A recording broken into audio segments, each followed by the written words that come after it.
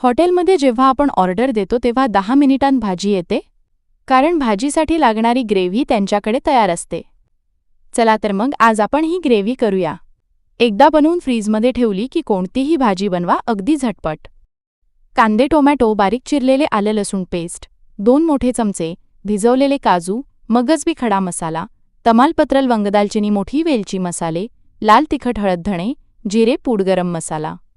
एका कढईत तेल गरम करून त्यात खडा मसाला टाका. त्यानंतर कांदा गुलाबी होईपर्यंत परता. त्यात आलं लसूण पेस्ट घालून कच्चा वास जाईपर्यंत परता. आता त्यात टोमॅटो आणि चवीपुरते मीठ टाका.